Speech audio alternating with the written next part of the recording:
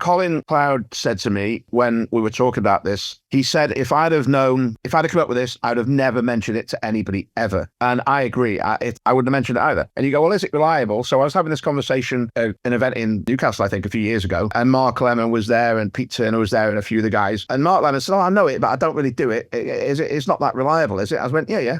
He went, okay, well, show me. So we just grabbed some lay people and I did it 5 times in a row and just hit it every time. He's like, man, I can't believe it. And it's just phenomenally good. And here's how confident Timon is with it. He went on Foolers and he fooled Penn Teller with it. And he has a routine. You can see it's on YouTube, his Foolers handling of it. But he had no outs. There's no backup. It either works or it doesn't. But he was so 100% confident in the method. He went on Foolers with it and performed it live on, international television.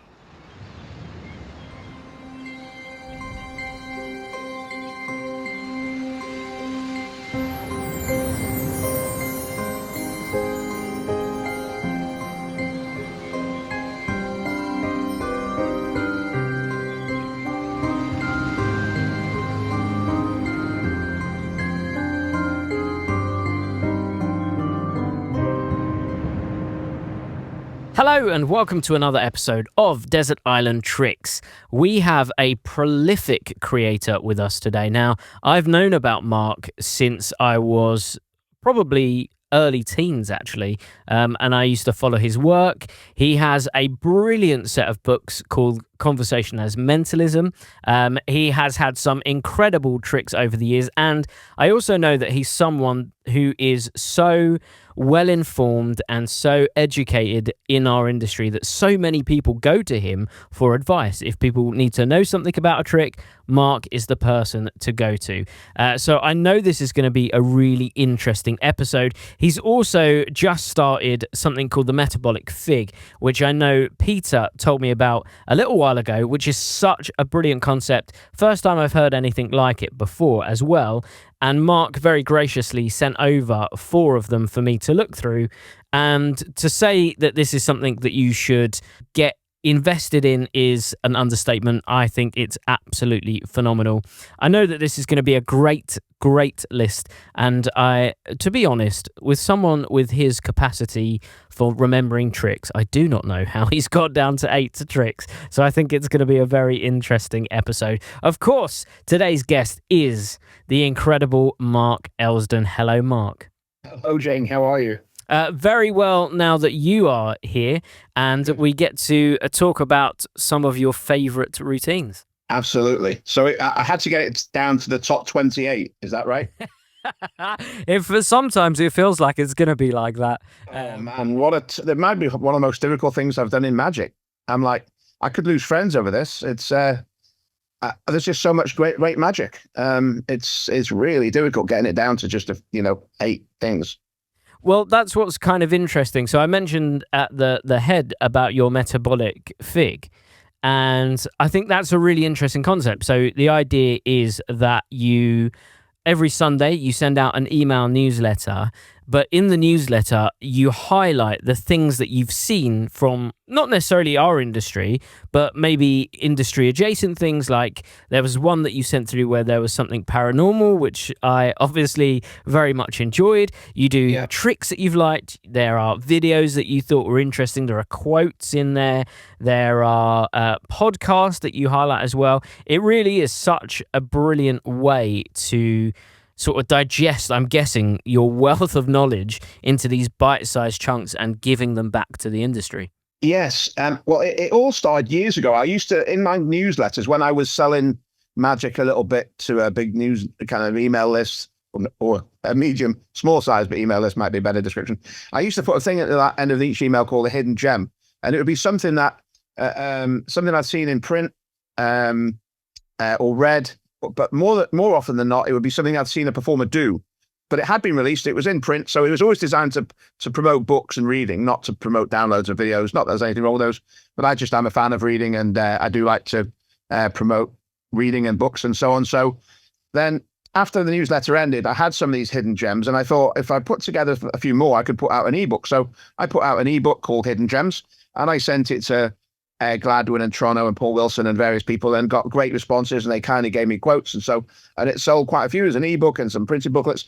Then there ended up being 10 of them. But that was all So and there's at least 100 in each one. So it's like 1,000 things that are buried in print. And then when that ended, I was like, okay, well, what can I do? I still know some other stuff. And then I'm always looking at new material. So for the last probably 20 years, I've been looking at new material constantly for shows I'm working on with people, whether it's TV projects or theatre shows or private students who come to me and they want to put together a 20-minute specific show for a venue or whatever it might be. So I know, like a lot of magicians who get jaded and like, man, I just do my set and I'm not interested in, they go to Blackpool and will they buy one pack of cards or won't they buy one this year? I'm not like that because magic's still my hobby. And so I just always got stuff, and that always kind of through the prism of, would this be good for a show later that I'm working on for, Colin or Ben or whoever it might be at the time, or private students, whatever.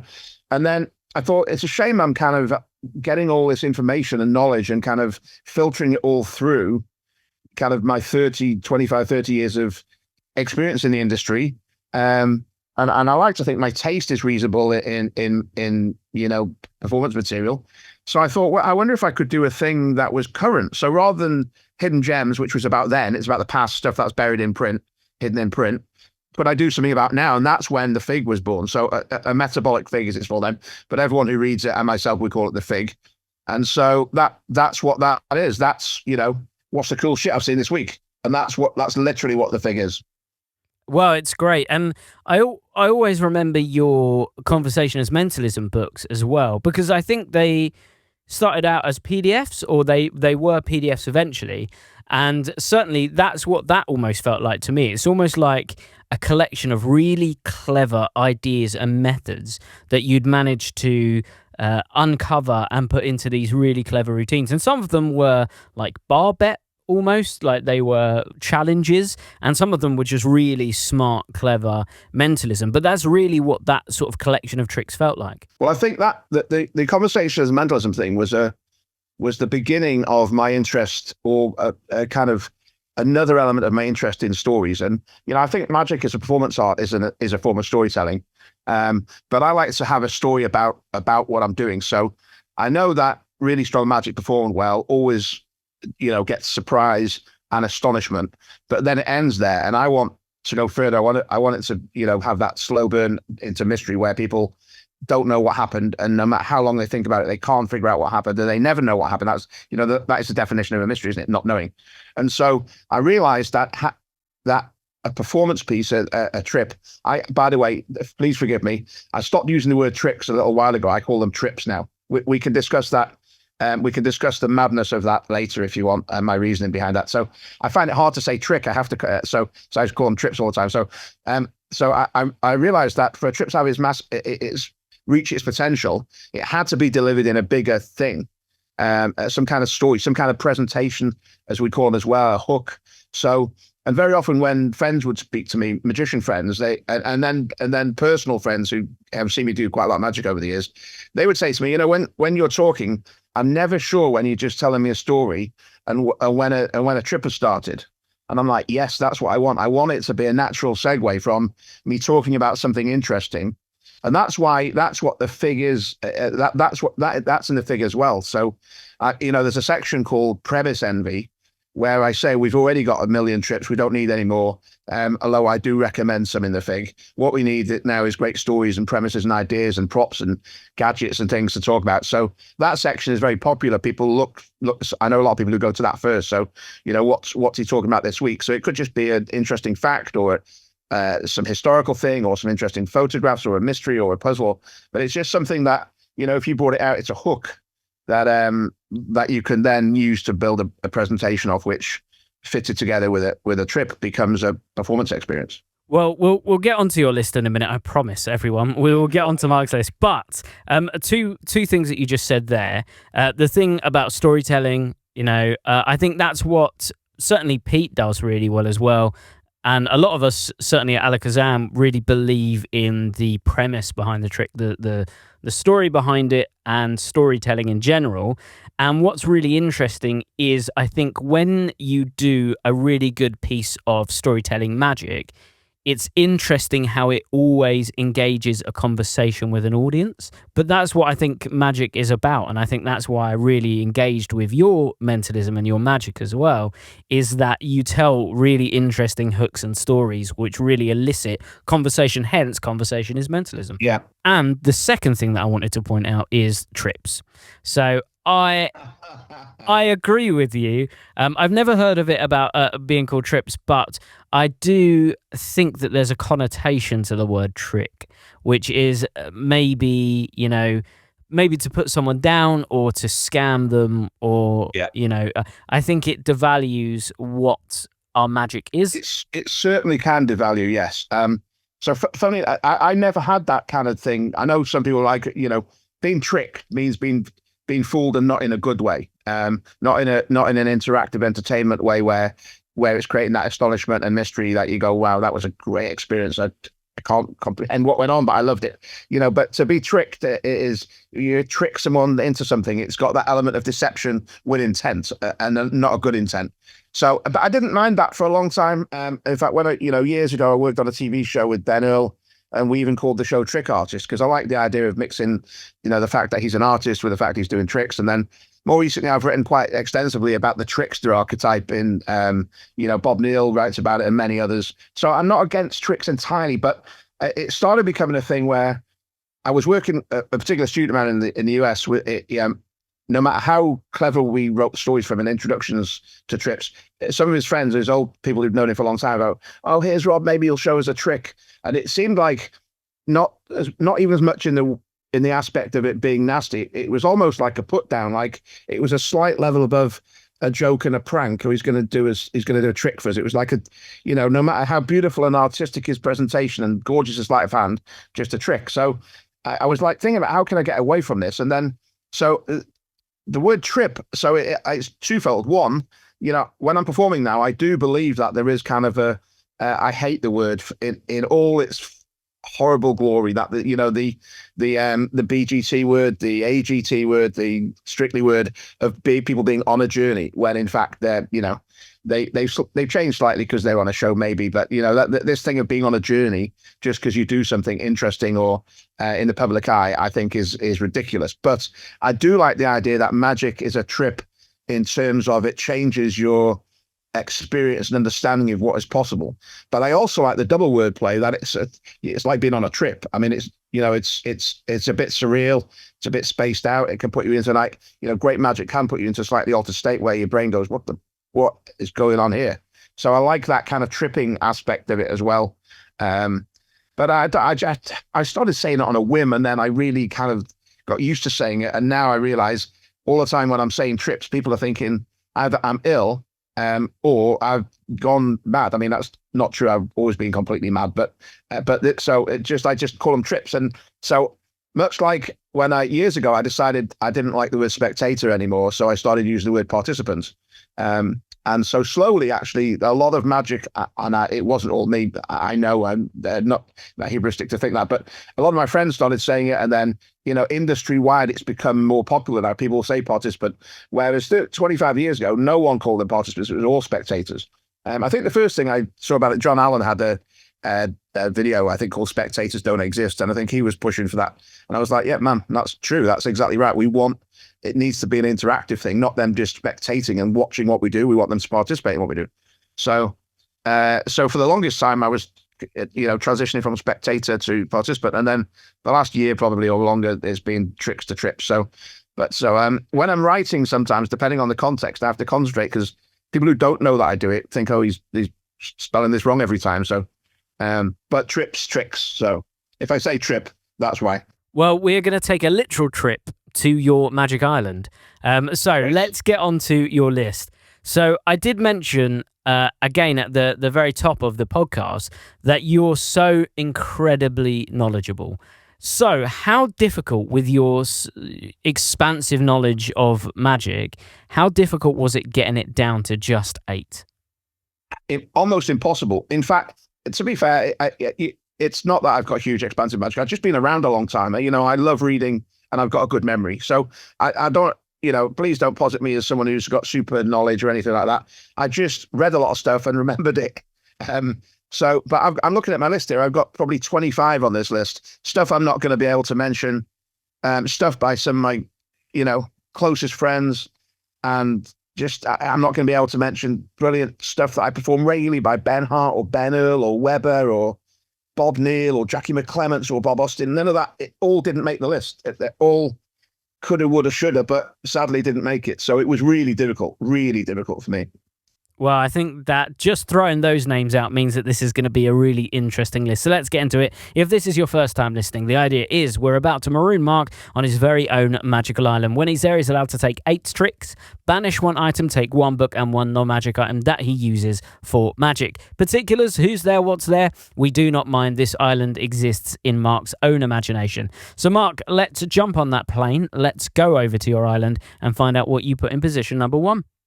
So this is position number 1. All of these could have been at number 1. So this isn't a top 8. This is just 8. They're all brilliant. All of them could have been at number 1. So but nevertheless, number 1 is Timon Krause's Witch Hand routine. So I know I'm well known for creating Tequila Hustler. Truth is, I never perform it anymore. I have electronic devices here from 3 different manufacturers, which will perform the Witch Hand effect with 100% certainty. I don't use any of them. I only ever use Timon Krause's Witch Hand. So I don't know if you know much about Timon. He's a very interesting guy. Poet, philosopher, musician, magician, mentalist. He's proper famous in Germany as well. I mean, he was, we forget in the UK, and I'm sure in the US as well, we're very focused on stuff going on in our own country that we kind of don't think of anything outside. But I mean, probably 5 years ago, maybe a little longer, maybe a little shorter, Timon was famous enough to be one of the contestants on their version of Strictly. So he's a well-known person in his country, and in fact he's got his own he's just recently started his own magic TV show, mentalism TV show. So he's the guy. But Colin Cloud said to me when we were talking about this thing of Timon's, he said, if I'd have known, if I'd have come up with this, I'd have never mentioned it to anybody ever. And I agree. I wouldn't have mentioned it either. I mean, it's the witch hand thing, and you just get it perfectly correct every time with no electronics, no gimmicks, no nothing. And you go, well, is it reliable? So I was having this conversation at an event in Newcastle, I think, a few years ago. And Mark Lemon was there, and Pete Turner was there, and a few of the guys. And Mark Lemon said, I know it, but I don't really do it. It's not that reliable, is it? I went, yeah. He went, okay, well, show me. So we just grabbed some lay people, and I did it 5 times in a row and just hit it every time. He's like, man, I can't believe it. And it's not, I'm doing it brilliantly. I'm just doing what Timon teaches to do. And it's just phenomenally good. And it was a book. I think you could pick it up on the used market. Mike Murray published it, Mind Effects. So it's short in full. And here's how confident Timon is with it. He went on Foolers, and it was a couple of seasons, or I think it's maybe 10 years ago, when Alison Krause was the host. And he fooled Penn Teller with it. And he has a routine. You can see it's on YouTube, his Foolers handling of it. But he had no outs. There's no backup. It either works or it doesn't. And if it doesn't work, you just got to go, oh, I was wrong. But he was so 100% confident in the method that he went on Foolers with it and performed it live on international television. So just so good. Yeah, I remember reading the book of this and thinking he's done so much of the work for you when you read that. It's the minute details in that book which really help drive forward the confidence in using that as a technique. It's really interesting as well that you mentioned that you use that over Tequila Hustler. Now, I would actually say, because I love Tequila Hustler, I remember that blew up in the industry and it really created some incredible routines. I think V by Manos as well was another version which came out shortly after. But what's interesting there is and see what you think of this. I almost think that they're 2 separate effects in some respect. I agree. It might be slightly disingenuous of me to say I don't do Tequila Hustler anymore. In fact, I've got a routine which combines Tequila Hustler and Witch Hand. In fact, a couple of years ago, Mike and I wrote a big book, Mike Murray, and I think it'll come out next year sometime. It's called The Encyclopedia of Tequila Hustler. And it's got contributions in from Weber and Jemay and Joshua Quinn and Timon and loads of people all using Tequila Hustler and Hustler adjacent things, card routines. I think with a pendulum, just coins, blah blah blah. There's a ton of it. And so my routine that I do, which uses Witch Hand and the Tequila Hustler methodology, is actually written up for that routine, for that book. And so that will come out at some time. And so yes, I do. I do. It's a bit flippant. I think I just wanted to kind of focus on which hand is so good. If I never did Tequila Hustler again, I wouldn't care, because I could still do a brilliant, fooling, astonishing witch hand thing. But yes, you're right. There is space for, and there's space for electronics. I was talking to Colin about this a few years ago, and whilst he loves the witch hand thing, when he's on stage in Vegas with 3,000 people in the room or whatever his theater size is, he just wants 100% certainty. So he has the electronics. And, other mentalists in our country who are very famous do the same. They want absolute guarantees. They haven't got to think about it. I'm not in the situation where I need to have that guarantee every time. I'm just doing it for some people at a private party or in whatever environment. So I'm quite willing to take the risk. But yeah, it's Timon's thing is fantastic. And I agree with Colin. I would never have shared it either. But good news, Timon is a lot kinder than Colin and I, and so the method is out there. It exists. It's brilliant. He's a genius. Well, it's great entry in at number 1. So let's see where you went with number 2. What's in your second position? So this is another kind of mentalism piece, as we would call it in the industry. Although much like other people, I have listened to. We were talking earlier, and you said it. I don't know if you've heard any of the previous. I have listened to quite a few. And so the first one I ever heard, and I don't know how long ago it was Nyman's, Andy Nyman. And one of the things he said struck me. Many of the things he said struck me. In fact, I remember he talked about that long schlep out to Kmart Magic in Upminster, and him and I went at least once, maybe twice. We did it. I was staying in London. I think I'd had a gig the night before, and we did that schlep to. So I'd forgotten about that until I heard him talking about that. But one of the things he mentions is he doesn't really make any distinction between magic and mentalism, and I don't either. They're the same thing to me. Not the only people who really disagree is mentalists, and usually mentalists who are trying to sell you a £400 book or something. So that might be a little flippant, but it's generally true, I think. And there's no functional definition of mentalism which isn't covered by magic at the same time. It's just what's the story you're telling? That's the only difference. But this is another what we call mentalism. It's a guy called Francis Girola. It's a thing called Icebreaker. It's like a deck of cards that you appear to have got. I've got them here. If you want, do you want to see them? Can I show what they are? Yes. Well, this is audio only, but I'm really interested in it. So show them to me, and everyone else will be jealous. These are the cards. They look like a thing that was put together by a corporate company and he describes them in his introduction performing it as he picked them up at some corporate event he was performing at. He had these icebreaker cards that had been provided by the production company who'd set the event up just for people to meet each other and greet each other. Other times he's been to places where they had badges on, various other icebreaking techniques that these companies use in social environments at a business level. So they're quite gently and innocently introduced. So basically, there's a bunch of these cards which say a ton of things on. And so this one says, for example, can't play the harmonica. I'm a vegan, have been to New York, and there's a bunch of them. In fact, I think you get about 100 of them when you get them off, Francis. I've got about 50 here, and I love doing this. It's a real favorite of mine, and for multiple reasons. So what happens is you get someone to look through, and they pick a card that they can see here. And then you're turned away the whole time, so you don't see anything. They can be shuffled. There's no control of the deck. And then they turn it over, and on the other side, so where this says, for example, play the harmonica, at the top there's a big list, and the top one is the same, play the harmonica. Then there's a bunch of other stuff. So you get them to read out any of the things off the list on the back in any order, but they must pick things that aren't true about themselves. And then somewhere in that list, they drop the thing that is true. So here they would read out a bunch of things. For example, I'm a Pisces, can play the guitar behind my back, drive a convertible, don't like video games. So things that aren't true about themselves. And somewhere in the list, they drop play the harmonica, and they can put it, you tell them you can put it top of the list, last in the list, middle of the list. You can read out 3 things, 10 things, all the things, I don't care, in any order. And then they do that. And then at the end, you say, okay, well, that was lie, lie, lie, lie, lie, lie, lie, true, lie, lie, lie. You can play the harmonica, and it's 100% correct every time. And you can give a bunch, you can get them split up between 4 people, everyone does it. There's no slides, no gimmicks, nothing's written down. You could be out the room. I mean, you could post them in the cards and do it. So when I first saw this, there's no memory work either, by the way. There's nothing to work out, nothing to remember. You don't even need to touch them. You can say some, explain what they are and give them the box. So I first saw this, I don't know, about 10 years ago, maybe longer. And at the end of it, I was like, what? So, and he just was doing it nonchalantly on everybody. I was like, I literally have no idea how this is done. Can I have a look at those cards? He said, yep. So I said, okay. I said, can I, and I think we're having lunch. I said, can I look at them for a little while? He said, oh, give me them back at tea time if you want.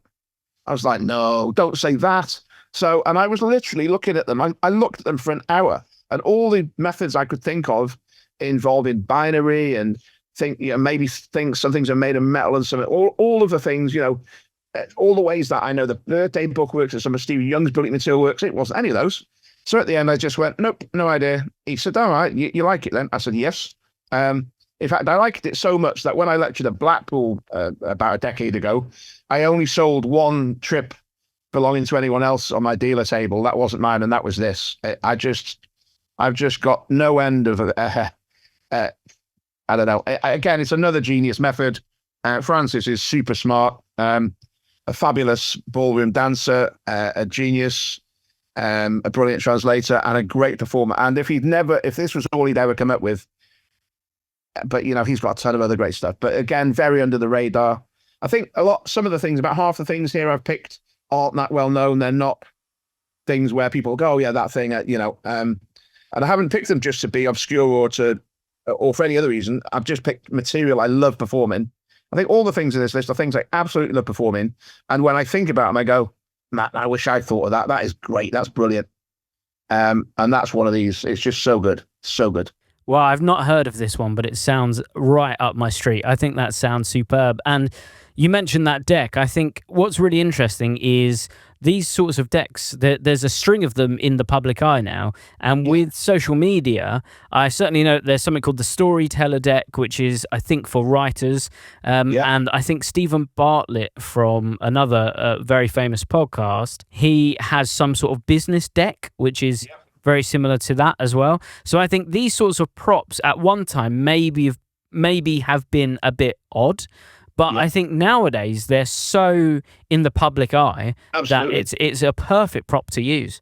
Yeah, the rise of Magma as a kind of arts store selling books and toys and games and things. Yeah, there's tons. If you go into Waterstones, there's like a whole counter full of these kind of interesting games, which are decks of cards about knowledge or quizzes or whatever. Tons of stuff. Brilliant. Well, I think that's a great one, and it's one that I'm definitely going to be searching up straight after this. So thank you for that. But let's find out what's in number 3. So what's in your third position? So number 3 is by my favorite magician of all time. And that's not, I've got 2 magicians I love more than anything. We'll talk about the second one later because it's my book I'm taking. But this is Gordon Bruce. For my money, the best magician I've ever seen. And a brilliant, brilliant man who is, for various reasons, not as well known as he should be, but nevertheless, enough people have seen his work and know his work. He was the lead double bass player in the Scottish National Orchestra for many years, but he was also a magician, kind of semi-professionally as well. And this trip of his is card under drink. No matter which version of card under box you've seen or which version of card under drink you've seen, you have not seen one that is a tenth as good as it can be. Gordon's feels like utterly, utterly impossible. Even when you know what's coming, the way it's built, the way it's constructed is just absolutely phenomenal. So when he was in his late teens, he was doing magic then, and he told me that he got a job on the docks in Glasgow. You can imagine in the 60s, that was a rough place to work, right?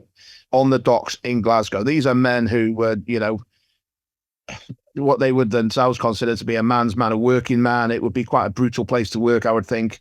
No airs and graces. And he got a job in a bar working there solely to learn to do magic under those conditions, because he figured if he could work for, brutish men in brutish conditions, living a tough life, on the docks, then he could work for anyone anywhere. And this is where he first developed the card under drink. So, and it's just phenomenally good. I mean, a card is picked and signed, and then suddenly it's under the box, and it's on the box, and then it's under his glass, and then it's under his glass again, and then and it just like feels. It just, your head feels like it's on a string. You're just looking at all times where he wants you to look. So it's just probably my favorite card trick, certainly up there. I'm going to call it because that's it. Gordon said to me, I don't want you calling it a trick, Mark. So let's say this one's a trick, but that's fine. And he is a brilliant man. He's still alive, although he doesn't perform much now. He has a macular degeneration, which is a hereditary condition. So he had to retire from the orchestra many years ago. A story about the card and the drink, though, with Gordon. So the Chicago magician Heba Haba Al, who is very famous for two things: the sugar cube trick. So the sugar cube trick is basically back in the days when the sugar cubes, Heba Haba Al would get someone to get like a pencil and draw a cross on it, and he would stamp it on his hand. And then it would kind of multiply. Then someone would find it stamped on their hand, then the back of their hand, then it'd be stamped on someone's neck. Then this impression would be stamped somewhere else, and it would appear on all these people. And then ultimately, he would have some lady who was present to go and have a look at the top of her leg. And sure enough, there was a stamp, this cross that had been put on the sugar cube was stamped there. It was a riotous thing. And it's kind of a very famous magic bartender thing. I suppose Double Cross has elements of that to some degree, the modern version. But the other thing he did was come up with card under drink, which he used to do in performing one of the Chicago lounges. And anyway, when Gordon Bruce got married, he married another musician from the orchestra. They went on honeymoon to Chicago because he wanted to see some magicians and hang out around that scene and everything, as well as he loved Chicago. I think him and his wife had been on a tour through there as part of the orchestra previous years. They wanted to go back. So anyway, he met up for lunch one day with Heba Haba Al. And Heba said to him, "Oh, come on, Gordon, I want to do some stuff." And Gordon's stature in magic shouldn't be lost. Here's the guy that Ricky Jay would fly in to see, not when he was coming to the UK anyway. Ricky Jay, Percy Diaconis, and other legendary names would fly into Britain solely to go and see Gordon. When he was 19, Gordon annotated Erdnase. He did an annotated version of Erdnase, handwritten, and he sent it to Vernon. And after many months, he thought maybe Vernon hadn't read it or wasn't interested.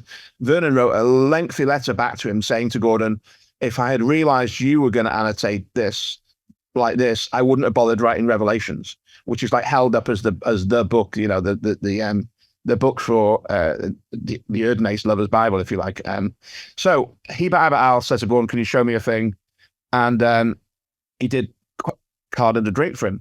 And Heba Haba Al said, "This is absolutely insane. I can't believe it. This is," and Gordon thought he was just being kind to him. Anyway, they were leaving on a Sunday, let's say, I don't know the exact days, but on a Saturday, there's a phone call at his hotel. It's Heba Haba Al. He said, "I would like you to come down to the bar and have a drink with me tonight." And Gordon said, "Well, I'll have to ask my bride. We're on a honeymoon. She's let me out once to come and see you. She came with him, but, we're here for a honeymoon, not really for," she said, "I'd love it if you come down." Anyway, so he came down, and Heba Haba Al had organized lots of other Chicago magicians, well-known and professional and bar magicians, and got Gordon to do card and a drink, card in the box, card and drink. And then Heba Haba Al said, "There you go, guys. This is why I won't be performing this anymore. That's how it should be done." This from the guy who invented it. You're like, wow. And he's got multiple versions as well. He's got a linear 5 or 6 phase routine, but he's got other elements that he drops in and out sometimes. I mean, I must have seen him do it 5 or 6 times, and then the next time I saw him, there was 2 new things in it I'd not seen. I was like, what were they? He was like, "Oh, just to change it up sometimes." But you can't say that now. You could, shame it's. There are a couple of people who've got the full details, the workings of it. So whether Gordon gets to release it or not while he's still with us, who knows? But it won't be lost for posterity. And every time I do it, it's one of those things that every time I do it, of course, every magician's got confidence in their performance. And of course, most of us are, on some level, when the adrenaline's flowing in a performance and people are loving it, you become some raging ego of success and brilliance in your own mind temporarily. The dopamine's flowing, the adrenaline's flowing. But every time I do that, I go, yeah, well, it's another 4 out of 10 compared to Gordon's. It's one of those, no matter how well I do it, and no one spots the loads ever. I mean, I'm very well known amongst certain personal friends of mine that have nothing to do with magic. I mean, I performed the card and the drink in bars in Dublin and stopped the band playing. It was that much of a pandemonium me doing it. But even in that circumstance, I'm like, yeah, this might have been a 5 out of 10, but it was no Gordon. Gordon performance is that good. Are there any videos of him performing it? Now, secret that hardly anyone knows about. Yes. International Magic did a video with him back in the day. And that is available as a DVD or maybe a download, I suppose. And he does the bones. He does a 4 or 5 phase version of the card and the drink on that, on the international video. I would say that, I mean, there is so much more going on when you see him do it live and blah, blah, blah. But, yes, you can see him do it. And yes, people were fooled in the room. And yes, it's there, the all the basis of it. I mean, I've seen lots of other great performers do it. But every time I see it, I've been lucky enough to see Gordon perform that particular trip a bunch of times in various circumstances with different people, magicians, laymen, personal friends of his, personal friends of mine. And so that's why it's kind of gone up the ranks, just beyond everyone else's handlings. But nevertheless, yes, it can be found on that international DVD. Amazing. Well, that is the first non-mentalism, even though we're not distinguishing between magic and mentalism. Sure. This is the first sort of more traditional trick. So let's see where you went with number 4. Well, this is a kind of traditional trick, and from mentalism, and then from Gordon's routine developed in the 70s to something that came out this year. And this was a difficult thing, of course, because I'm looking at new material all the time for the Fig. And I honestly believe we live in a golden age of magic creativity. There are so many brilliant creators, and finally the technology is to create stuff properly. Yamaranda stuff and various other people, look at Filosetti with electronics. They are just state of the art. They are probably the gadgets, the layman thought we had 25, 30 years ago, which we didn't. We were still messing around with rubber bands and paper clips and stuff like that.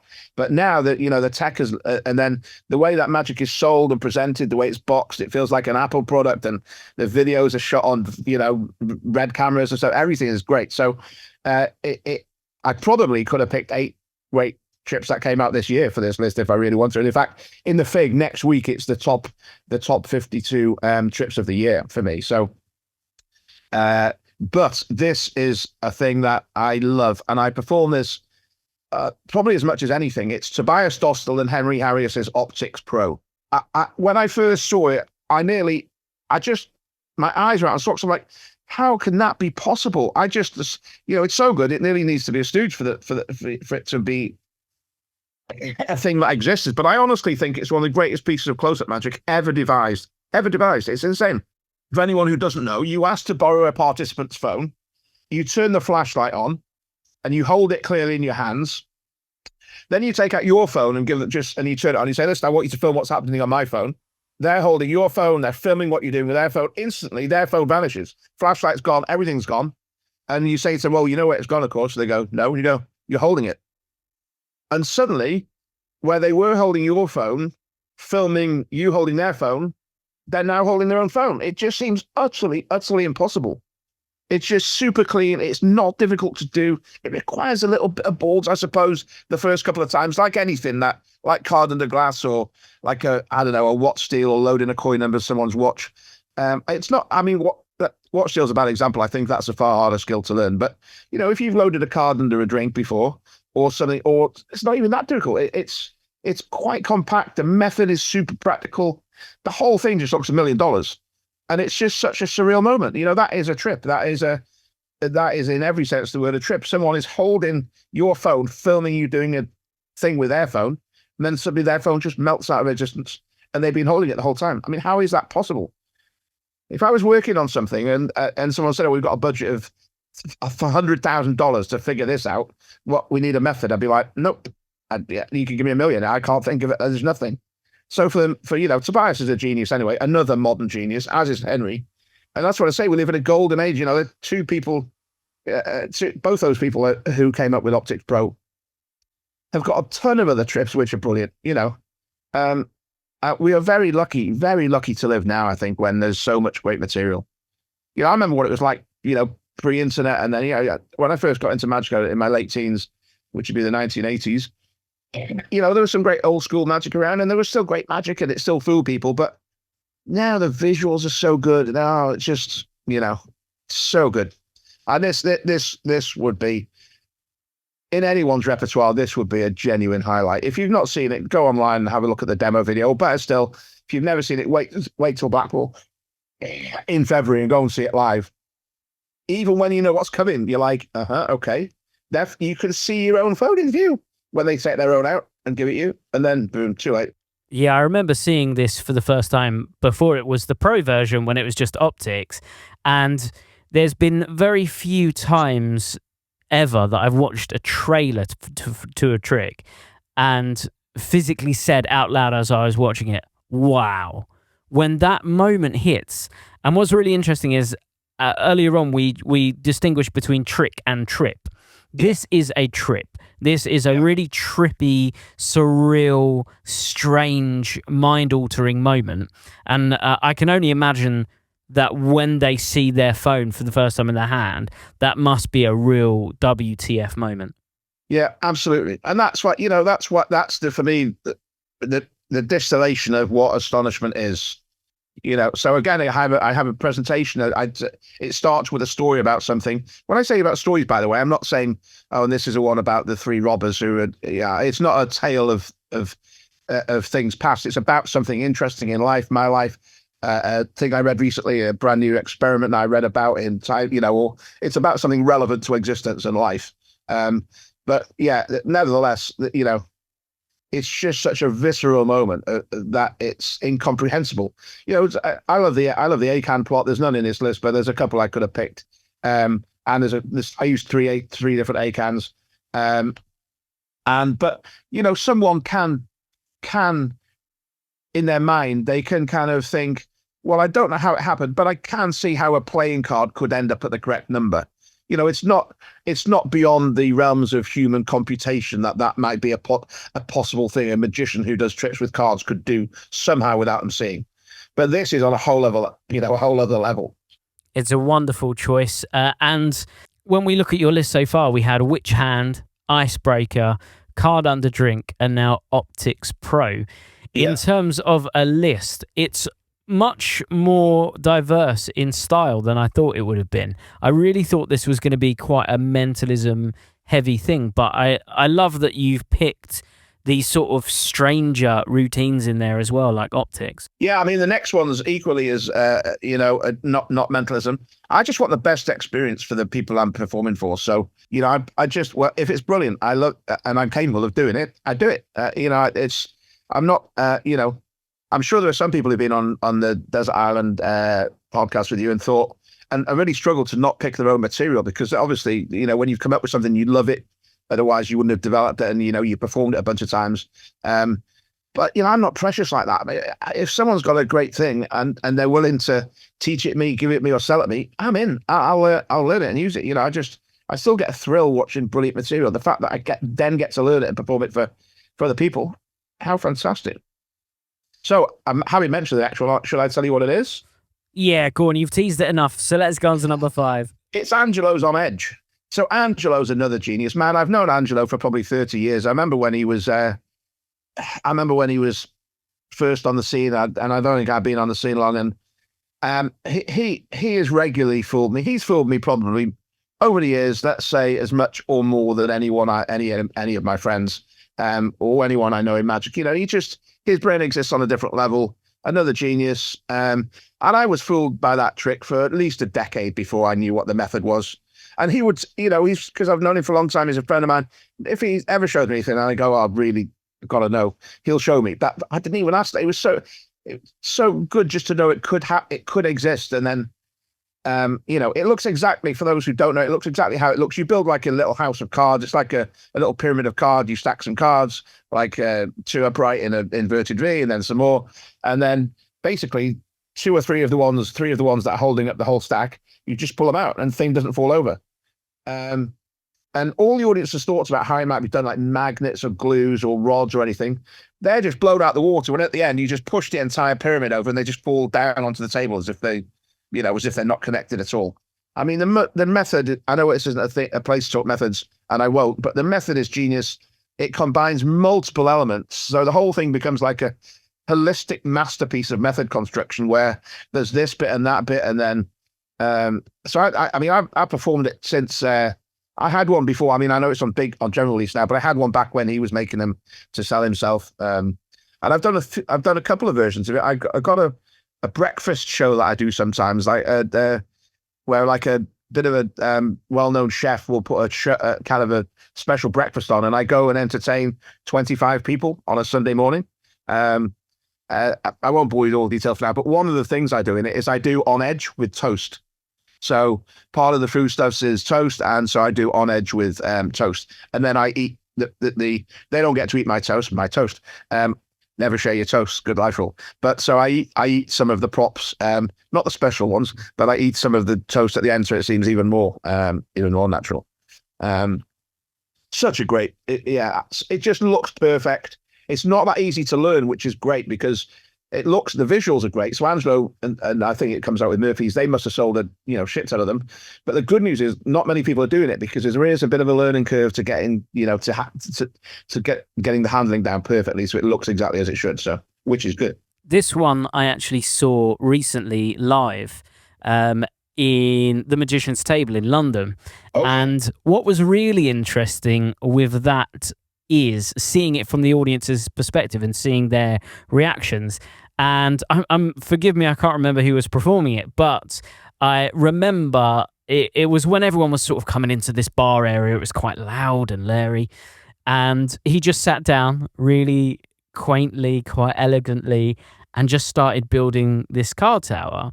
And what's really interesting is just the construction of the card tower elicits such concentration from the performer, but therefore also from the spectator, because everyone's built a card castle where everyone knows how difficult it is. So it feels like just building it is such an achievement, and it really stopped the room in its tracks, which there are not many magic tricks in our industry which do that, where there's no real context needed to be given. Everything is spoken about in the performance of the routine. Absolutely that. Yeah, it's so good. So good. Hello guys, I'm here to talk to you about Alakazam Unlimited. This is the best streaming platform in the world, I'm telling you now. With Alakazam Unlimited, you get access to over 150 magic routines. This is video performances and explanations. We have card magic, coin magic, kids magic, rope magic, mentalism, stage, parlor, impromptu. We've got you covered. All of this for the low price of just £4.99 a month. And you can cancel at any time. Perfect if you've got commitment issues. Yes, I'm talking to you. Guys, you are going to absolutely love it. If you haven't joined the platform already, what the heck are you doing? Alakazam Unlimited is a streaming platform that you need to be a part of. Not only that, there is also exclusive content only available on the platform. Check it out now, alakazam.co.uk. Cheers. So I think that's a great choice. That leads us to number 6. What did you put in your 6th spot? So this is a thing. This should have been number 1, really. If I had to, if someone had a gun to my head and said you must put them in a list of the best things, this might have been the one that's at number 1. But I'd hard me to pick. This is a trip no one will have heard of, except maybe a few students of mine. So it's called collective telepathy. It's a Juan Tamariz trick, and it was in Genie magazine. And I was very lucky that I saw it performed. So in 2012, International Magic was still doing their annual convention, and they'd expanded it into like a week-long magic festival. So there was magic going on and different performances. And I think I was down there doing an Equivoke, a workshop on Equivoke, and some friends. So I was there pretty much for the whole week. Anyway, the guest of honor was Tamariz, who was doing a lecture and a workshop and performing, etc. And one evening, I went back to the convention hotel and I saw him perform this for laymen. And it was probably the most impressive thing I've ever seen anybody do, because I couldn't figure out at all what the method could even possibly be. So the effect is that so this is an audience of laymen, English laymen, who he doesn't know, and he's just there. And a lot of his kind of followers and hangers on had flown in from all over the world, and variously throughout the week, you never saw Tamariz without some people around him, because he has like a little entourage. But this night, he just come back early from somewhere, and I think his daughter might have been there, or his wife, or anyway, he was just him and some laymen. So basically, someone writes down a group of people. So there's 20 people, and someone writes down the name. But first of all, they write down something that only they know, like they write down their own star sign or whatever. And basically, Tamariz told them what it was, and then he's like, okay, and then he says, okay, I want you to think of anyone who's ever lived, but it must be someone everyone's heard of, and I want you to write that down and then fold it up and put it in your pocket. So then he starts to ask the audience. He asks these 20 random people. Okay, so and the only thing is, he says is kind of interesting. You know, it can be anyone famous, like a king or a sports person or some famous actor. So it could be anyone. He literally, no one knows. So he says to the audience, so you know, where do you think this person might have lived? So they come up with some places. He goes, right, well, we'll use one of those. And then he asks, what do you think their profession might have been? And he asks about their characteristics and what period of time did they live in, blah, blah, blah, blah, blah.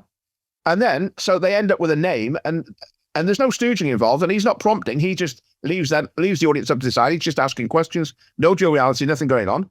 And then you know, we end up with Frank Sinatra. The audience collectively come up with Frank Sinatra. And he says to the woman, who are you thinking of? And she says, Frank Sinatra. I was like, how can this be possible? Anyway, so the next day, I couldn't stop thinking about it. And I asked a couple of people, you know, he must have misunderstood it. He must have had too many beers. I'm like, no, I'm telling you, that was it. So a light bulb went off in my brain. I tell you, I read a lot, and I've generally got a good, you know, recall. And I remembered this vaguely, something similar in a magazine. Anyway, when I couldn't wait for the convention to go to get home and find it. It's in Genie magazine, October 2002, page 52. Best piece of mentalism you'll learn this year. It's the best piece of mentalism you'll learn next year. It's if someone said to me, do one piece of mentalism for the rest of your life, it maybe be a toss up between this and Timon's Witch Hand, but this should be maybe up there. It just seems so impossible. It doesn't seem there can be an existing method that, because these people just saying shit out loud, and he goes, oh, you think they're maybe from I think it was like USA. So someone said Germany, I think. So anyway, they end up in the USA, and ultimately I'd say it was Frank Sinatra, but it could be anything. And the method is, it can be anything. There's no control. I mean, there is some control, but not in any way that you would possibly comprehend. I mean, I know when people listen to the podcast now, they're going to be thinking, yeah, I know Elsdon's enthusiastic about stuff. This trick can't possibly be as good as he's saying it is. I'm telling you, it's better than that. If you only look at one thing that's in this list, look at this and try it out. It's absolutely sensational. It's great. Well, I mean, even sitting here now, trying to think up of ways that could be a thing, it feels unfathomable. There doesn't feel like it could be a thing. And it's Tamariz, right? You go, Tamariz doesn't develop mentalism stuff, does he? And yet this is as clever a mentalism thing as you'll ever read or ever learn. It's just phenomenal. Collective Telepathy. Remember the name. It's brilliant. Well, I know. I'll definitely be checking that out. So far from your list, I've got Icebreaker and now Collective Telepathy. That I'm going to have to research after this, because they both sound phenomenal. But we are on the tail end of your 8 now. So we've got 2 more. And it's curious that you've not had any honorable mentions yet. So from your 25 that you managed to get down to at the beginning, we've not had any honorable mentions so far. I'm keeping the honorable mention till last, because it's a thing of mine. So, and it would be very self-serious. So number one's mine. So, and I was like, you know, I did the thing, which it is a thing I use a lot. But the next 2 things, 7 and 8, are things that I do all the time. These are probably 2 of my, well, certainly the next one's one of my most performed, if not my most performed. It's in my top 5 things that I perform all the time. And it has been since I first learned it. And then the other thing is a thing that I carry in my wallet all the time as well. And I perform regularly. And then, so they're too good not to share with the listeners. I just had to just had to, stuff I love. So, Well, anyone playing Mark Elsdon Bingo, which we love playing on this podcast, we've got one trick that's coming up, the honorable mention, and we know it's a Mark Elsdon trick. So if you are playing at home, think now, which Mark Elsdon routine do you think is going to be the honorable mention? There's so many good routines and props that you've put out over the years. I even remember a very clever pad of sorts from Full 52 many years ago, which was excellent as well. Yeah, Spy Pad. I use that all the time. It's my go-to. It allows, I've got no vested interest. I'm not trying to sell any. I don't sell them. I know Forrest got the back on the market. It's brilliant that he has. I'm really happy about that. But what I like about it, I used to use a Peak wallet all the time, and I still, I carry a Peak wallet. And for 2 decades, maybe, I used to use the Stealth wallet. In fact, I preferred it over the Stealth Assassin. So when they came up secondhand, I would buy old ones. No real reason. I was just used to it and I liked it. And with all the Peak wallets, the problem is you have to look at the place where the thing has been written after it's been written. So, and eventually I was thinking, that's a bit, wasn't for me. So with a Spy Pad, you can turn around, someone else can turn around, they write something on the top page for a pad, they tear it off, fold it up, put it in their pocket, they give you the pad back, and in the act of putting the pad away, you glimpse what it is. No electronics or anything. So, and that's just a cleaner thing for me. So I love the Spy Pad. It's not the Spy Pad though. My honorable mention isn't the Spy Pad. All right. Well, that's one off the bingo list as well. That's one of many. Right. Let's find out then what's in your tail end. So, what's in your 7th position? Number 7. This is the thing that I probably my favorite. Although I do love this year or last year, the Tobias Dostal Optix thing. But this thing is a thing of Lloyd Barnes called Six. It's a favorite thing. When he showed it to me at Blackpool two years ago, maybe, I performed it. I've performed it hundreds and hundreds and hundreds of times. Basically, a participant picks 6 random lotto numbers, and you've predicted them on a real lottery ticket that they can keep. That's basically the effect. So, in my phone, always in the back of the case, I have a folded lotto ticket. That's for Saturday night's draw. And later this afternoon, I will be going over to my bar in Owen Bay to meet a friend of mine, and no doubt we'll meet some people who've never seen me do any performing before or don't know much about magic or anything. And if the occasion arises for me to perform anything, I will do Lloyd Barnes Six. It came out as a limited edition manuscript when he did not when he didn't do anything a couple of years ago at Blackpool. He's lecturing at the session. And by the way, there's a bit more to the trick than going on than that. So I will expand it a little bit because it just makes it better. So what happens is you get them to go on a lottery website.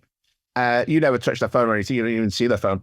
And they you tell them the web address they got on this lottery website, and they research the numbers they normally play. So if you've got a set of numbers, they put them in. And what this does is it's a record of all the lotteries since it began. And so you can see, had you played those numbers religiously every Wednesday and Saturday, or every Friday, or whatever the frequency of the lottery is in your state or country, or whatever, you can see what you would have won altogether if you'd religiously put it on every week. Well, how much you'd have spent and what you'd have won. And so sometimes it throws up that they would have won and these are real numbers. It's not a fake out. So sometimes it throws up that they would have won a jackpot. Very rarely, but I've had that happen twice. Very often they'd have won, £10,000 or whatever. Most often they win, £10, which is the match for 3 numbers. So then they put a random set of numbers in, which they just think up in the moment. And it's those 3 numbers. And again, it shows they'd have won X amount for this amount of investment. Then you do a double take and go, wait a minute. Why did you pick those random numbers? They go, well, I don't know, you just pick some random numbers. And they are the numbers you have predicted on your lottery ticket. It's entirely hands-off. There's no electronics. You're not secretly doing anything that you're not using. It's on their phone, but you're not secretly adding a shortcut to any of that madness. It's just completely above board. And they can keep the lottery ticket. It's next Saturday, is this Saturday's lottery ticket. So it's just brilliant. Absolutely love it. And as I say, he's lecturing at the session in January, Vanishing Ink Convention, and he's got a new book out, and this is one of the things he's teaching in the book. So Yeah, I'm gutted actually. Other people are going to be doing it, but share the wealth, I suppose. It's just a brilliant, brilliant thing. I love Lloyd. He's so incredibly creative. But yeah, this is the one thing of his that I do all the time. Well, it sounds phenomenal. I'll be first in line for that book because I love Lloyd's work as well. And I think what's so lovely about not just this, but I think just reflecting on your list so far, and definitely what you spoke about at the beginning about the audience experience and stuff like that, every one of your routines has been kind of different in the way that you've chosen it. Each routine feels very, very distinctive in a set. It really feels like each one has its own little story. And I think a lottery prediction, it's one of those skills that people anticipate us having. People anticipate us. How many times at a gig have I been, told, are you going to make the bill disappear? Or I bet you can just make money appear. It's one of those skills that everyone anticipates us having. And the lottery prediction routine, and again, tell me what you think about this. It's one of those routines that I think a lot of people want to perform, but it's hard to find a version that fits the real world, feels authentic. I'll hold my hands up. I've had a couple of versions out, both using Dex number cards. They're both very fooling routines, and the main one through Alakazam, and then I can't remember the magician now who advanced my thinking on it, and then there's a newer, better version out. But ultimately, of course, if we're honest with ourselves, whilst they can be performed and presented for laymen hugely entertainingly, very effectively, and completely fooling, nevertheless, the fact is, really, you would just have a lottery ticket and say pick some numbers, and that there wouldn't be messing about with number cards. And I mean, it's not messing about; it's part of the process and the theatrical flavoring of it, having props and so on. But let me throw in a sneaky honorable mention here, by the way.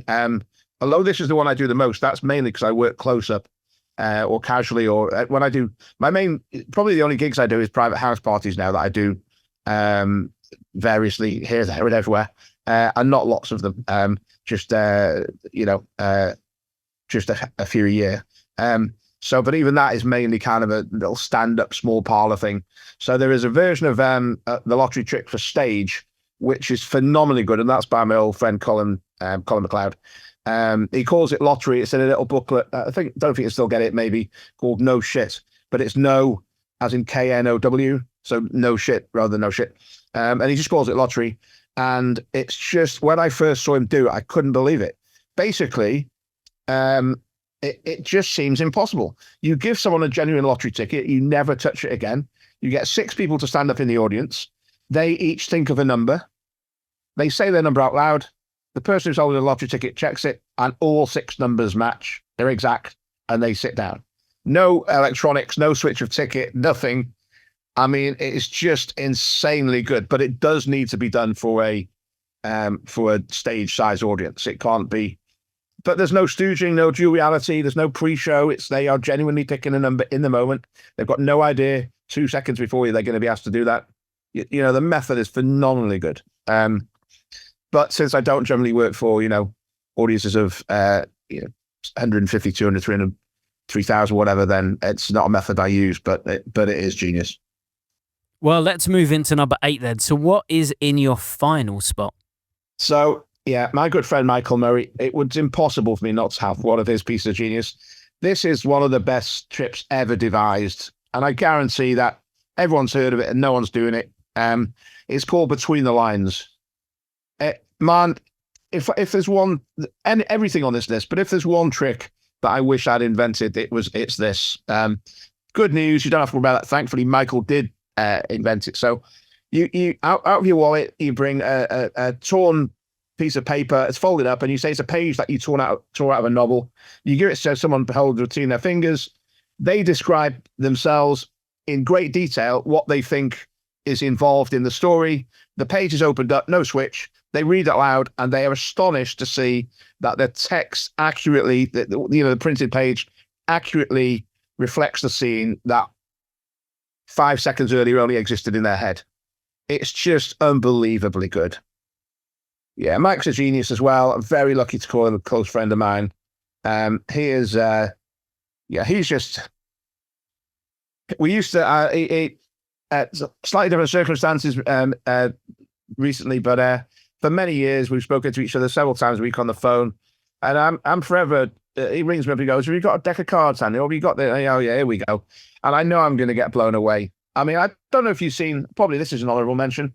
Have you seen his Out of This World? I mean, I was fooled before it happened. It starts off like this. Have you got a deck? Yes. Open the box, take them out. Right. Shuffle them. Okay. Farrow them if you want. Okay.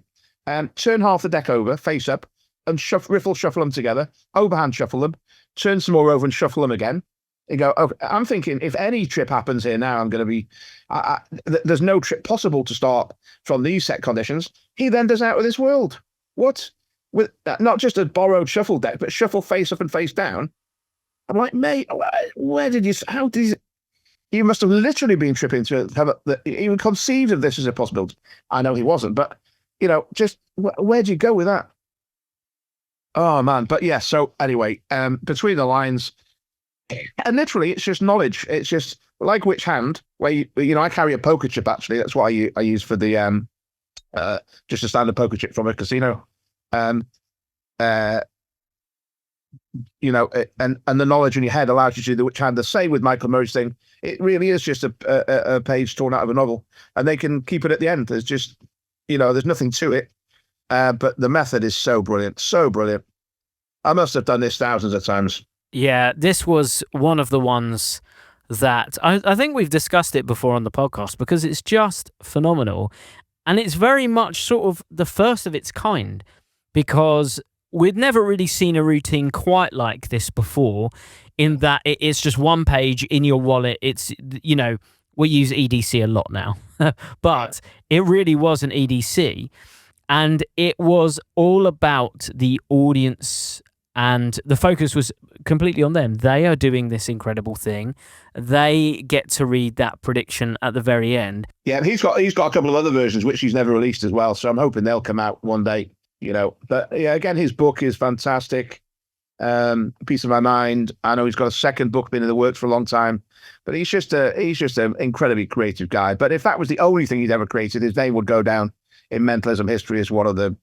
As having created an absolute in the future that people will look back and go, yeah, that's a classic, because it's just a classic thing.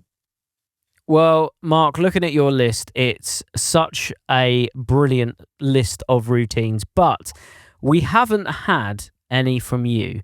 So I do think we need your honorable mention because, you've created so many incredible pieces of magic and mentalism over the years. It would be so difficult to pinpoint just one if I was picking from your works because there's so many exceptional pieces. So out of all of your things, I'm so interested to know what that one routine is. It's Limelight. This is a 5-phase routine where you make I'll say spectator because that's how it's marketed, where you make a participant the star. So you take someone, you work it for a group of people who know each other socially or their family or whatever, but they don't really know you. You don't really know them. You ask a girl who's part of the group, a woman who's part of the group to help you. You don't ask her actually. It's constructed so she never gets a chance to say no, but she helps you and you give her some secret instructions. And then she helps you finding cards, naming cards. It's a 5-phase routine that builds kind of, in a very logical fashion, one phase from the next. The first phase is based, as so much of the stuff I love is based on a Gary Kurtz idea. And then I extrapolated that and thought, how could this be then something else or something else? And probably it really genuinely took me at least a year and a half, maybe 2 years to put the whole thing together in the order it was in. And then I performed it for at least a decade. All magicians say this, I've been doing this for 20 years. And really, they thought it up last week, and this week they're selling it. I got no problem with that. If it's a brilliant idea and it's performable, put it out. Who cares how long ago you thought it up? I've always wanted to do a lecture somewhere called "Shit I Thought Up on the Train on the Way Here." I think that'd be quite entertaining. And just say, say, oh, this is all material about from the. And then at the end, just go, just so there's been a huge deception going on. I literally thought up all of these things on the train on the way here today. I think that would be very honest and it might not be a good lecture, but it'd be an intriguing approach. But this is something I literally did for a decade before I even considered releasing it.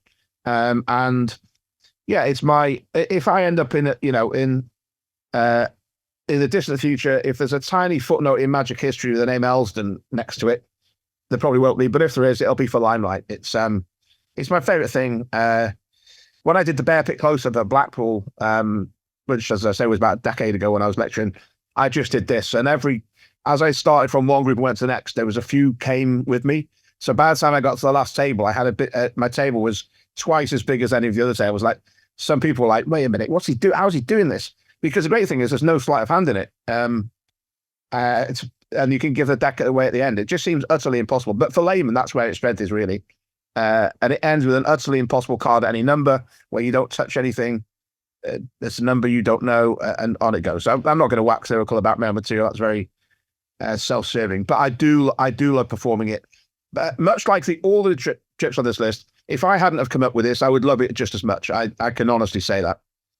It's a monster. It creates absolute bedlam, entertainment, laughter. It's just great. I've said this previously somewhere, or a couple of times, and it's true. And maybe I'm deluding myself. I can live with that. About this and much else. But I would do a gig, and I would follow Tamariz and Williamson with Limelight, and not be worried that people are going to go, well, the first two are great, but that last one was a bit shit, wasn't it? I think Limelight's a strong enough trip, not if I'm performing it, if anyone's performing it, that it would hold its own in any company of any performance. It just every reaction you ever want out of a little routine of Magic performance, it gives it all. It's really good. Well, you mentioned that you can't wax lyrical about it, but I can. So I think that that's a great choice. I remember getting this years ago, and it was when I started doing restaurants. And I used to basically tell all of the staff in the restaurant, if a customer comes up to you and says, what is my card? Just say the Queen of Hearts. And that meant that, a lot of the customers knew the staff and know the staff really well in restaurants. And you're the newbie, basically, when you're coming into a restaurant. So it's always nice to get the staff involved. And effectively, all I would do was make a general public member have the Queen of Hearts and then say to them, I tell you what, I'm not going to do the trick. Pick a member of staff, go and ask them. And then your routine came out, Limelight. And ever since then, that is the version that I tell the staff. So in all of the restaurants now, I teach them the Limelight method, so to speak. And it means that at any time, a member of the audience or in the restaurant can go up to one of the servers and they can find the card. They don't need anything else. It's such a great idea. It's so clever. Thank you very much. I appreciate that. I'm glad you had a chance to use it. This is the thing, when people tell me that they do some nice stuff, it's either this or the blindfold Rubik's Cube solve from years ago, which also came out through Alakazam. But the cube stuff has been, I used to do that. That was the only thing I did, the blindfold cube solve, and I still do it. I love it. But when you look at some of the, Kieran Johnson, his thing. A cube in jar, a jar so tiny it can it can't fit the cube in. He can put a signed cube into that jar. You're like, what? And then the thing that's Crazy Sam showed me at last Blackpool, where you mix a cube up under a handkerchief yourself, and he's mixing his up behind his back. You mix yours, and he comes out and hits his solve, and you're like, yeah. And he goes, wouldn't it be impressive if yours is solved? You're like, yeah. There's no fucking way this could be solved. It's absolutely not possible. I know I'll be mixing it up. You can feel it's not a gimmick cube, and he just pulls a handkerchief off and it's solved. You're like, it's such clever material. As I say, we live in a golden age of creativity now. There's so much good stuff. Well, I think that's a great honourable mention. So just to revisit your list very quickly, we had Witch Hand, Icebreaker, Card Under Drink, we had Optix Pro, On Edge, we had Collective Telepathy, Six, and Between the Lines. That's a pretty interesting list, if I do say so. Thank you very much. Yeah, I love them all. I love them. As I say, I haven't, there's stuff I do in there all the time by, Jackie McClemenson's Shock Treatment and Bob Neal's Five Gifts of Life. And there's a thing, and there's a great Ian Rowland thing I do, Astral Projection, that, so many brilliant people. And, getting it down to 8 really was difficult. Well, it's a great 8, but we gave you 8 tricks. and we've only given you one each of these now. So we are going to go to the controversial one. I want you to imagine, Mark, that you're about to dig a big sandy hole in your island, and you're going to throw something from our industry never to be seen again. What are you banishing? There's nothing that I mean, there's a ton of stuff I don't like, but there's nothing I really hate where I think, I mean, magicians' egos, I think, get over yourself.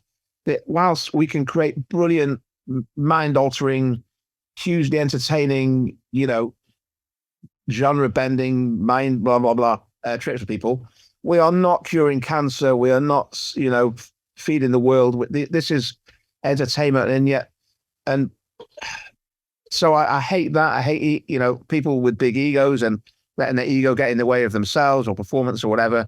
But there's nothing that, I mean, I'm not a fan of gospel magic, but I know the people who love it. So maybe if there's one thing that I used to be guilty of as well, and I notice it a lot more now because I'm very careful about what I say when I'm performing, is I think kind of self-descriptive patterns are another word I'm not fond of, but it's probably the best word, where people haven't thought out what they're going to say, and they're, close-up magicians particularly, you want to be funny and you want to be spontaneous, you want to riff in the moment, and that's all great skills to have. But, what I'm going to ask you to do is pick a card now. Don't say that. Just ask them, just do it. Just say, can you pick a card, please? You don't need to preface it by telling them what you're going to do. It's this running commentary patter of, and now I'm going to put it back here, and now I'm going to snap my fingers, and all of that, show, don't tell. You don't need to tell people what you're doing as you're doing it. They can literally see. They are literally watching it in the moment. You don't need to tell them. They can see it. And I think that's because, nature abhors a void. And so magicians know they can't say nothing. They've got to say something while they're performing. And of course, they've not thought through anything to say. They haven't discovered any great stories or presentations or any way of kind of presenting magic other than as a demonstration.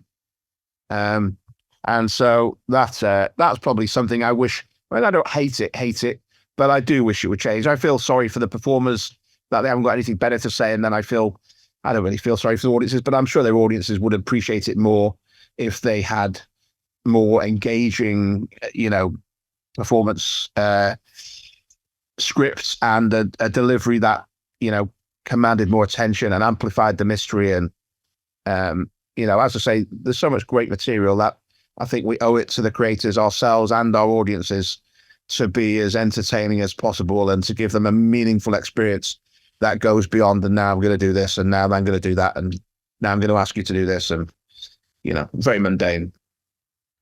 I think a lot of the time it can come down to the style of routine, because certainly in the list that you've chosen, for example, everything's about the audience's experience, so to speak. Whereas if I was doing an ACR, it feels a lot easier to use that descriptive language. I'm going to take this card and place it inside. Now it comes to the top. Whereas if this was a them experience and I said, I want you to take the cards. Imagine if you took that card, placed it in, and it came to the top yourself without me doing anything. Yes. Go for it. And now it becomes about them and their experience. They're creating the patter, so to speak, in their own mind. They're creating that moment of magic.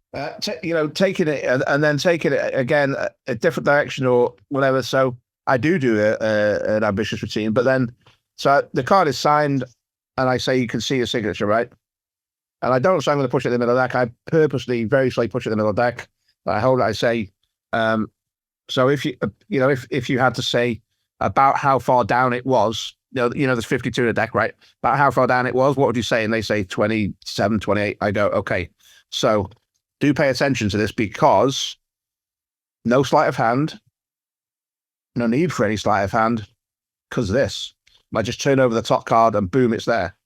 So you're giving them a framework to think about something which is pointing up the effect, but without saying, and now I'm pushing it in the middle, And I think it's just, I think it's all born originally of, that's how we learn. Well, it's a sin of repetition. That's what we see other performers doing. That's how things are performed. And particularly even, even we go to a convention and, magic dealers and the demonstrators on that stand will be showing a load of new stuff. And they often, and very often, because I know a bit behind the scenes as you do, a lot of the stuff that they'll be selling at Blackpool will finally have come into stock 2 days before the convention or 2 weeks before the convention. So no one's had time to get some brilliant, sparkling, interactive, engaging presentation together for it. So, and we actually call them demos, don't we? We don't call them, here's the latest demo. We don't say here's the latest performance or promo. We say, oh, it's the latest demo. It's literally a demonstration of what the trick does, not of the performance of it, just a demonstration of what the prop does and the thing. And so, we see that the first time at a convention, let's say, or online, and then we go, oh, that's how, and you're fooled by it and entertainment. Yeah, that's great. And so, and then you just carry on the same thing. It's just it's a repeating pattern that, just cascades throughout Magic, because that's pretty much what a lot of people have always done and how it's still done. So, but I think we can be better. I think, and if we're better, then Magic's better. And that's great. We live in a time when Magic's important. Life for many, we're lucky. We get depressed. We've got, if we look at the news and it's depressing what's going on with wars and various other, erosion of institutions that were considered, safe, but we've got the luxury of getting depressed. Well, I have, and you have, from sat here in the West.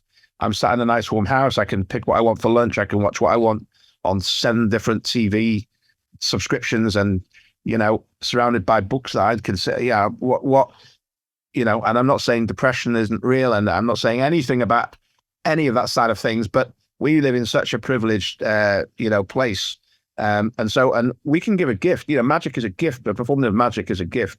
When I was younger, I didn't like performing out unless I was at a paid gig. Someone said to me, oh, can you show me a trick, or I know you're a magician, can you show me something? I wouldn't say it, but I would think, well, if someone's a doctor and you're at a party, you don't say, oh, can you diagnose this? Like a really arrogant asshole view of magic. And now I'm like the complete opposite. I'm like, yeah, absolutely I can. I mean, it's a joy. I know a thing that can make you go, wow, and feel astonishment and mystery. And it's an incredible thing. And I'm lucky enough to have fallen into it as a hobby a long time ago, and then fallen into a job after that. And I could do that for you for no reason other than I'm going to enjoy doing it, and you're going to enjoy experiencing it. And what a gift that is to be able to do that. So, I mean, I'm not running around socially at all times with pockets full of stuff, just hoping someone's going to ask to see something. But I'm always willing to show anyone, who knows what kind of day they've had, what kind of circumstance their life is. So you can bring them some astonishment and joy and lift them out of that, even just the mundanity of a happy life. It's just what a gift we have that we can give to people. We're very privileged. Yeah, I absolutely agree. And on your island, the self-descriptive patterns are gone. So people are being more mindful about their presentations on your island, and hopefully it's making your island an even more lovely place to be. So we've now got a book. Now, obviously our listeners can't see this, but behind you is a sizable bookshelf full of books. And you've quite literally crammed every little space in that bookshelf with books. So I'm guessing this would have been a difficult one for you to pick. Yes. So obviously the whole narrative of this Desert Island Tricks thing is fictional. And so when it was like, what book do I pick? So I was like, do I pick a book, my favorite book, or do I pick a book that I haven't finished reading yet or one I want to study more? So I thought, I'm just going to pick my favorite book with full of loads of my favorite tricks by my favorite magician other than Gordon, but this guy's up there as well. And it's Gary Kurtz, Unexplainable Acts. So Gary Kurtz, what a magician. For me, magician and mentalist.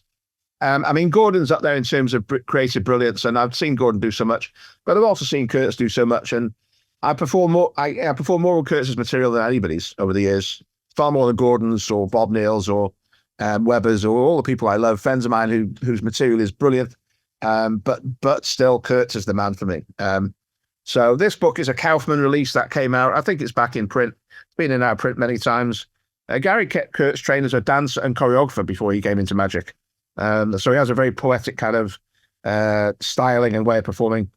And this was 1990.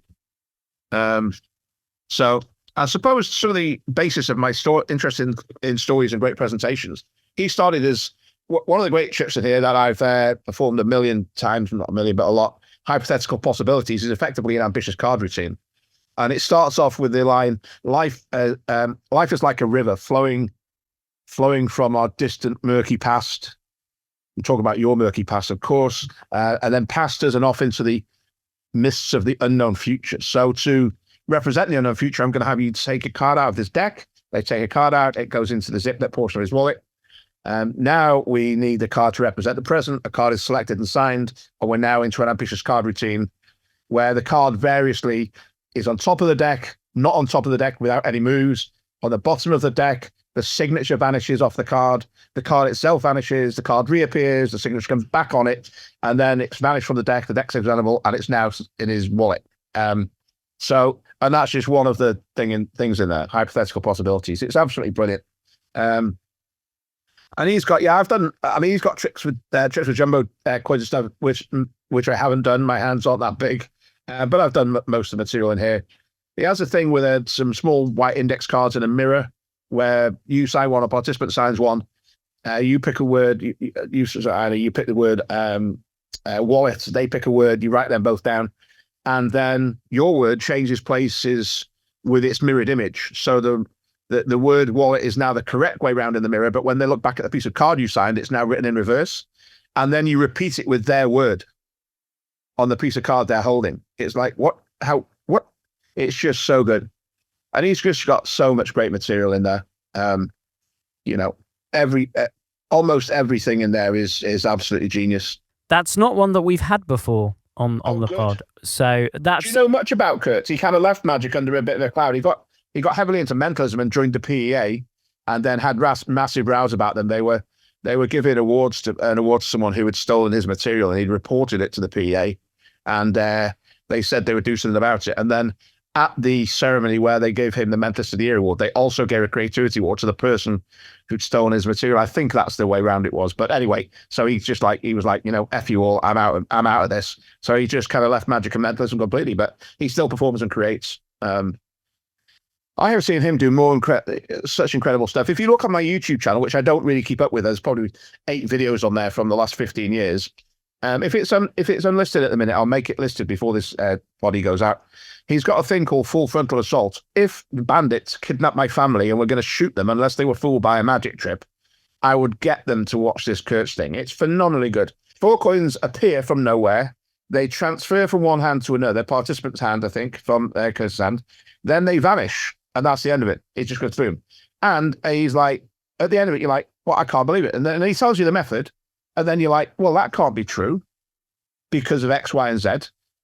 So you watch it again, you're like, well, when is he doing that? Because I'll allude to the method because I'll say his sleeves are up. You go, that can't be the method because his sleeves are up. It's madness. And then you might not know this, but Kurtz, he also did the best lapping I've ever seen, as well as best sleeve, the best lapping. So he's got one trick called Relentless, which is an effect that you perform sat down with a coin purse where dollars appear and they change to Chinese coins, and then the purse itself vanishes from the frame, then the fret, it just goes on. And so I would say Kurtz is the best sleever and the best lapper of any performers I've ever seen live or on video. And he does lapping in one trip in his whole repertoire and sleeving in one trip in his whole repertoire. And I'll tell you how good he was at sleeving. He had a student for a while, and his student was called Carl Cloutier. Carl Cloutier took Kurtz's lessons on sleeving and turned it into his entire career. Cloutier was known for sleeving and lapping. That's what, and their topic. And Cloutier won FISM, the Desert Magic Seminar, every competition he ever entered, he won, and all with this genius sleeving. Pretty much every routine of his was sleeving or topic, and he's got it in every routine. Kurtz is even better at it. He's got it in one routine in his whole repertoire. I mean, what a guy. I hope one day in his old age, in his dotage, he comes back to Magic. But if he does or he doesn't, good news, this book exists. It's full of brilliant material. If I was forced and I could only take one thing, I wouldn't take any of the trips. I would just take this book. Wow, that is high praise indeed. This isn't one that I have in my collection, but I will add to it. I will find a copy and I will add to my collection based on what you just said. It sounds phenomenal. But that leads us to your last item, Mark. So this is the stranger of all of the things that we have on here. So it's your non-magic item that you use for magic. I guess it would be a laptop to keep doing the fig. So, I mean, the fig is week 192 this week, so it's not long till it's week 200. And then, of course, when we get to week 208, it's 4 years I'll have done it. So it'll be into its 5th year. It was under the radar for the first year, maybe longer. I wanted to know I could do it because, you know, I'm in the past, I've had trouble getting ebooks out on time, printed books out on time. So to say to anyone, oh, yeah, I'm going to do a thing every week, like, are you? So I was like, man, I've got to do it. So anyway, it got to the end of the first year. I didn't miss a Sunday. And I had food poisoning. I was on holiday. I was at the conventions. Still, every Sunday it came out. And then year 2, I built it up a bit. So it's going great. And I've got a good readership. But of course, I'd love more people to know about it, more people to read it. I'd love that, of course, because it's a subscription. So they'll be paying me for it. But I also think it's good for magic. So, you know, I list the best 5 things I've seen this week, whether that's a trip I bought, a book I've read, a download. Very often it's none of those things, though. It's a freebie someone's giving away, or an article, or a show someone's posted on YouTube. So it's not all stuff to buy. And then, as you say, I mentioned my favorite podcast that week, or my favorite blog. There's a section of premise, and then I also have at the bottom some tabs. It's called 6 tabs I've got that open that might interest you too. And I know a bunch of people who go to those first because it might be about a puzzle or some story or whatever that I find fascinating.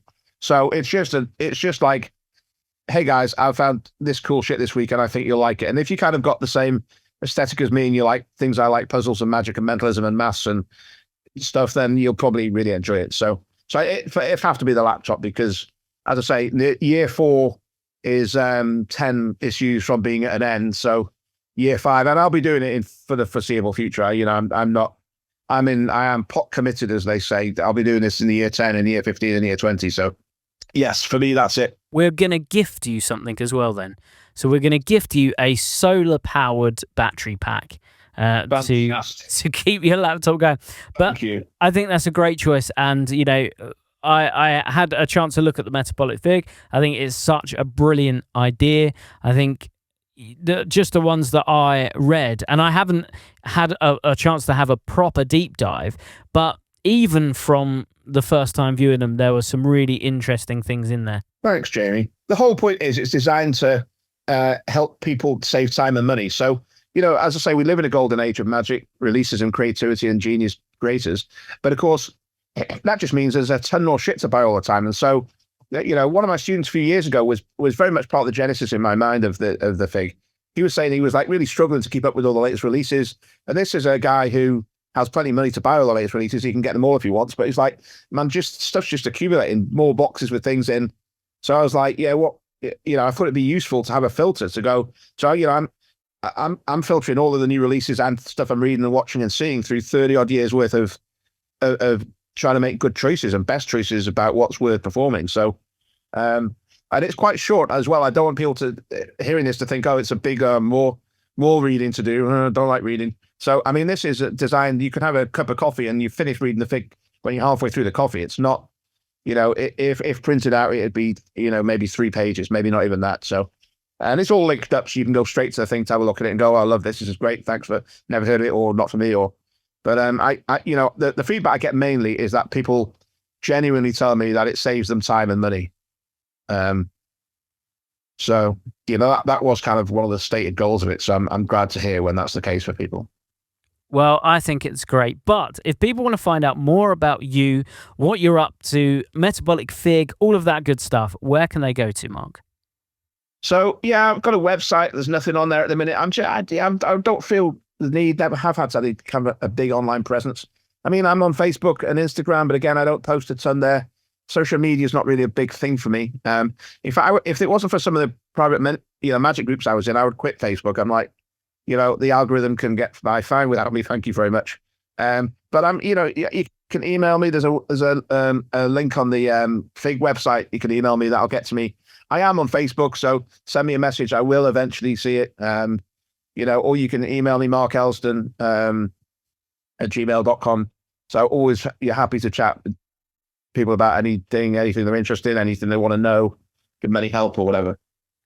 And we said that we'll put the link in the show notes. So if you're listening to this on a podcast platform, check out the show notes for any links. And obviously on YouTube, check out any links as well. But that just leaves me to say, Mark, thank you so much for your time. Thank you, Jamie. It's been great. It's been great finally having you here as well.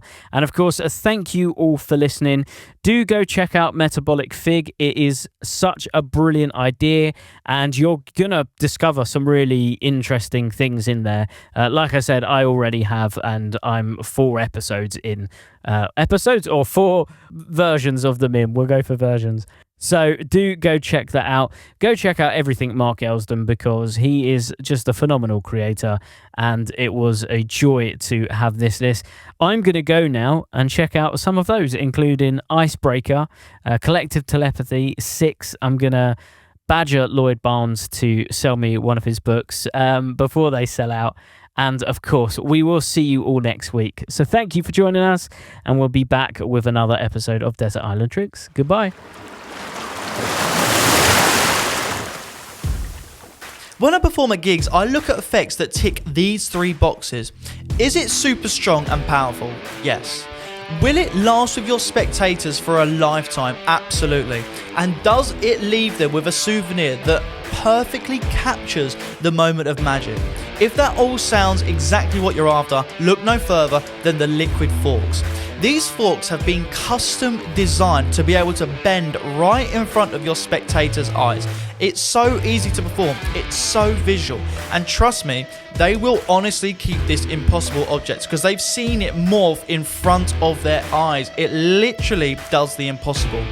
Not only that, Liquid Forks comes with 50 of these forks in each pack, and it comes with the full Liquid Forks routine taught by the world famous David Penn. Not only that, we have a subscription service. If you guys love these forks and you get through them at your gigs, we now offer a monthly subscription where you get sent a box through every single month at a 10% reduced fee. Like I said, you guys are going to be loving these. You're going to be performing them every chance you can. Trust me, the reactions are second to none.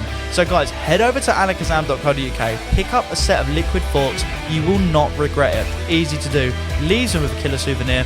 And to be honest with you, it's not cards, it's not coins, it's not mentalism. It's something beyond belief. Check it out now, guys, the liquid forks.